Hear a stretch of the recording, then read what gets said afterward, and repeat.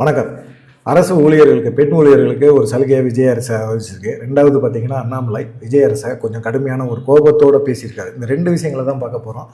முதல்ல பார்த்தீங்கன்னா, என்ன நடந்திருக்குது, அரசு பெண் ஊழியர்களுக்கு என்ன சலுகை நடந்திருக்கு அப்படின்னு பார்த்தீங்கன்னா, தமிழ்நாடு அரசு ஊழியர்களுக்கு வந்து இது வரைக்குமே பார்த்தீங்கன்னா 2 குழந்தைகள் பிறந்தால் அவங்களுக்கு 365 நாள் விடுப்பு மருத்துவ செலவுக்காக அவங்க விடுப்பு கொடுக்குறாங்க. மகப்பேறு விடுப்பு அப்படின்னு சொல்லி கொடுக்குறாங்க. ஏன்னா குழந்தை பிறந்ததுக்கப்புறம் அவங்க உடல்நிலை, அப்புறம் குழந்தையை கவனிக்கணும், பராமரிக்கணும், இந்த மாதிரி ஒரு சூழ்நிலையில் இருக்குது. 365 நாள் லீவ் கொடுத்தாங்க. கடந்த ஆட்சி காலத்தில் இருந்த அதிமுக, திமுக இவங்க காலகட்டங்களில் 1 வருஷம் 365 நாள் லீவ் எடுத்துக்கலாம் நீங்கள் அப்படின்னு சொன்னாங்க. அது தனியாருக்கெல்லாம் கிடையாது. தனியார்லாம் வந்து நீங்கள் ஒரு பெண் வந்து மாசமாக இருக்கும்போதே வந்து தான் ஆகணும். கடைசி டெலிவரி வரைக்குமே வரணும். டெலிவரி முடிஞ்சு அவங்க 1 மாதத்துக்குள்ளே வேலைக்கு வந்தால் வச்சுக்குவாங்க, இல்லைன்னா வேறு ஆளை மாற்றிடுவாங்க. ஏன்னா அவங்கள பொறுத்த வரைக்கும் தனியார், அதை கட்டுப்படுத்த முடியாது.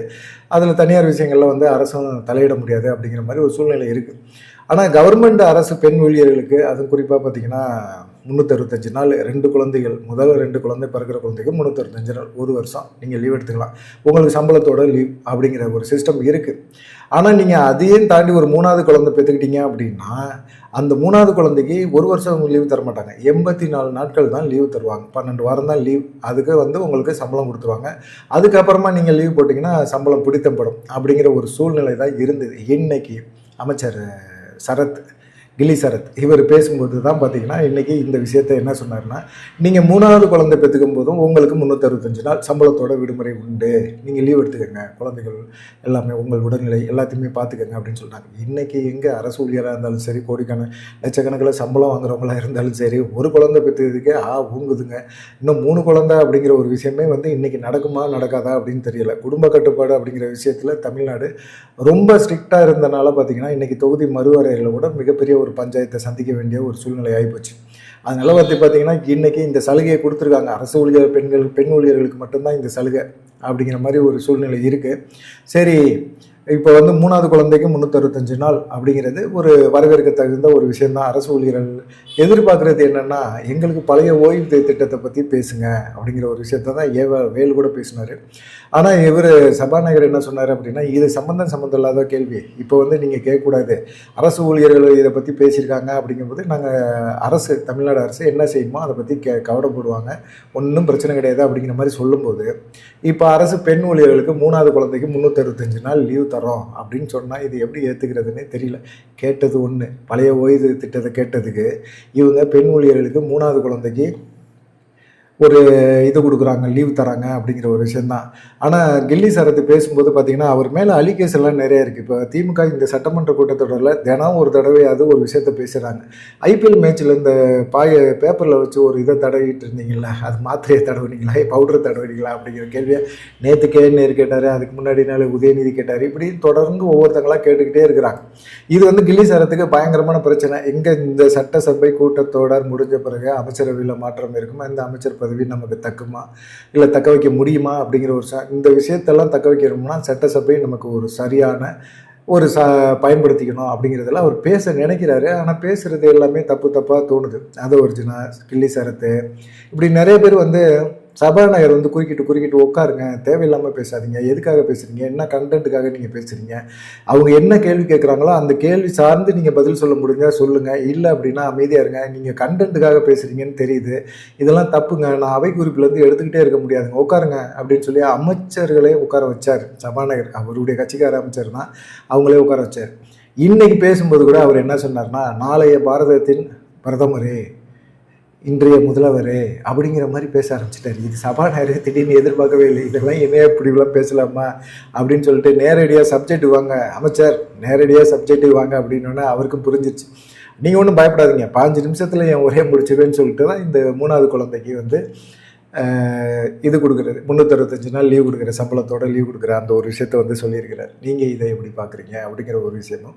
அடுத்து அண்ணாமலை தாவேகா வந்து விமர்சனம் பண்ணியிருக்காரு. காரணம் என்னென்னா, தாவேகா தொண்டர்கள் ஒருத்தர் வந்து அண்ணாமலை குடும்பத்தை பற்றி ஒரு தவறான ஒரு சமூக வலைதளங்களை விமர்சனம் பண்ணுறாங்க. விமர்சனம் பண்ணால் வி த லீடர்ஸ் அமைப்போட தலைவர் அண்ணாமலை அவர் என்ன செய்வார், அவருடைய தொண்டர் என்ன செய்வாங்க, அதுக்கு பதில் கொடுப்பாங்களே, அதுக்கு பதில் கொடுக்குறாங்க. அவங்க என்னென்ன வார்த்தைகள்லாம் உபயோகப்படுத்துகிறாங்களோ அந்த வார்த்தைகள்லாம் உபயோகப்படுத்தாமல் கொஞ்சம் டீசெண்டாக உபயோகப்படுத்தினா எப்படி இருக்கும், அதை ஏற்றுக்கிற மாதிரி இருக்குமா? ஏற்றுக்க முடியாதுல்ல. ஆனால் இது அதே வார்த்தைகளை பயன்படுத்தி இது பண்ணால் உடனே தாவேகா அரசு டென்ஷன் ஆகுது. எப்படி எங்கள் தலைவரை வந்து நீங்கள் வந்து இப்படி பேசலாம்? அப்போது அண்ணாமலையும் வி த லீடர்ஸோட தலைவர், அவர் குடும்பத்தை பற்றி நீங்கள் தவறாக பேசுனா அதை ஏற்றுக்க முடியுமா? அதை ஏற்றுக்க எப்படி முடியும்? அந்த தொண்டர்களால் எப்படி ஏற்றுக்க முடியும்? நீங்கள் என்ன செய்யணும்? நியாயப்படி அந்த பதிவு போட்டார்ல, அவரை நீங்கள் வந்து கைது பண்ணியிருக்கணும். அதுக்கப்புறமா தாவேகாவை பற்றி விமர்சனம் பண்ணால் அண்ணாமலையோட ஆதரவாளருக்கு நீங்கள் வந்து பதில் சொல்லியிருக்கணும், இல்லை கைது பண்ணியிருக்கணும். அதை பண்ணலை. பதிவு போட்டவரை விட்டுட்டீங்க, அவர் தாவேகா தொண்டர் அப்படிங்கிறனால விட்டுட்டீங்க. இது எப்படி இருக்குது அப்படிங்கிற ஒரு கேள்வியை தான் அண்ணாமலை இன்னைக்கு தாவேகா அரசுக்கு எதிராக கேட்டிருக்காரு. என்ன கேட்டிருக்காருன்னா, திமுக ஆட்சி ஏன் வீழ்ச்சி அடைஞ்சதுன்னு தெரியுமா? முக்கியமான காரணம் ஆளுங்கட்சி அப்படியா அவங்க திமுக இருந்தபோது அதிகார போதை, பயங்கரமான போதை. மக்கள் விமர்சனம் பண்ணால் எதிர்கருத்துக்களை தான் வைக்கணுமே தவிர அலட்சியப்படுத்துறது, அவங்கள கருத்தை விமர்சனம் பண்ணவங்கள தூக்கி உள்ளே போடுறது, இந்த ஸ்டைலில் தான் திமுக கடைப்பிடிச்சது. அதனால தான் திமுகவை மக்கள் வெறுத்தாங்க. மக்கள் வந்து திமுக மேலே இருந்த கோபத்தை வெளிக்காட்டினாங்க.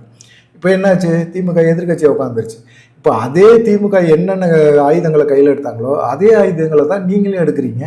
உங்கள் கட்சியை விமர்சனம் பண்ணுறவங்கள, உங்கள் கட்சி தொண்டர்கள் வந்து அடுத்த கட்சி தலைவர்களை விமர்சனம் பண்ணுறத நீங்கள் தடுக்கணுமா வேணாமா? இல்லை தடுக்க வேணாம் அப்படின்னாலும் உங்கள் விமர்சனங்களுக்கு பதில் சொல்கிற அடுத்த கட்சியை சேர்ந்தவங்களுக்கு நீங்கள் எப்படி நீங்கள் சிறைக்கு கைது பண்ணுறீங்க, அவங்க மேலே எஃப்ஐஆர் போடுறீங்க அப்படிங்கிற ஒரு கொஸ்டினை வைக்கிறாரு. இப்போ கிட்டத்தட்ட நீங்கள் ஆட்சிக்கு வந்து 100 நாள் ஆகுது அப்படின்னா 25 பேர் இது மாதிரி பதிவு போட்டவங்க மேலே கைது பண்ணியிருக்கீங்க. நடவடிக்கை துவந்துகிட்டே இருக்குது. எப்படி நீங்கள் இது பண்ணலாம்? அண்ணாமலை குடும்பத்தை பற்றி நீங்கள் தகாத வார்த்தையில் பேசுகிறீங்க. அதுவும் உங்களுடைய தொண்டர் அப்படின்னு உங்களுக்கு நல்லா தெரியுது. ஆனால் அவர் மேலே எந்த வழக்குமே பதிய மாட்டேறீங்க. ஆனால் அதுக்கு பதில் சொன்னவர் மேலே மட்டும் வழக்கு எப்படி நீங்கள் பதியலாம் அப்படிங்கிற ஒரு கொஸ்டினை கேட்டிருக்காரு. இது கரெக்டு தான். உங்களுக்கு அவதூறாக பேசுகிறாங்க, உங்களை வந்து விமர்சனம் பண்ணுறாங்க, உங்கள் இதை வந்து ஏதோ ஒரு கருத்தை சொல்கிறாங்க அப்படின்னா அது உங்களால் ஏற்றுக்க முடியல அப்படின்னா உடனே வழக்கு போட்டு அவங்க வாயெல்லாம் அடைச்சிடலாம், அவங்கள வந்து பேச விடாமல் செஞ்சிடலாம். அப்படிங்கிறது தப்பு. ஆளுங்கட்சியாக இருந்தால் கண்டிப்பாக விமர்சனங்கள் வரும். விமர்சனங்களை ஏற்றுக்கணும். விமர்சனங்களை உண்மையாக இருக்கும் பட்சத்தில் அதை திருத்திக்கணும். அப்படிங்கிற ஒரு சூழ்நிலை இருந்தால் தான் மக்கள் ஏற்றுவாங்க. நீங்கள் உங்களை விமர்சனம் பண்ணுறவங்கள நீங்கள் கைது பண்ணுவோம் அப்படின்னு தொடர்ந்தீங்கன்னா இது வந்து ஜனநாயகத்துக்கு விரோதமானது அப்படின்னு அண்ணாமலை தெரிவிச்சிருக்காரு.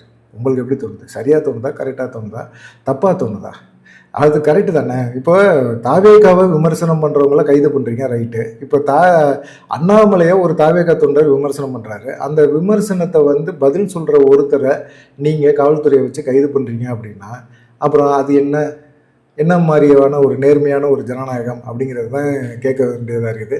இதில் குறிப்பாக பார்த்தீங்கன்னா, நீங்கள் முதலமைச்சரை வந்து சந்தோஷப்படுத்தணும், முதலமைச்சரை விமர்சனம் பண்ணால் நாங்கள் அப்படி தான் நடவடிக்கை எடுப்போம் அப்படிங்கிற ஒரு எண்ணத்தில் இருக்கிற தாவேகா தொண்டர்களை ஒன்றுமே செய்ய முடியாது. இதை வந்து முதலமைச்சர் புரிஞ்சுக்கிட்டு முதலமைச்சர் தான் நடக்கணும். இதே நிலைமை தொடருமா தொடராதா அப்படிங்கிறதெல்லாம் காலத்தின் சூழ்நிலை, காலத்தின் கட்டாயம் இருக்குது. பார்க்கலாம், என்ன நடக்குமோ அது நடந்து தான் தீரும். அதுக்காக வந்து நம்ம வந்து ஒன்றும் செய்ய முடியாது அப்படிங்கிறதையும் அண்ணாமலை சொல்லியிருக்காரு.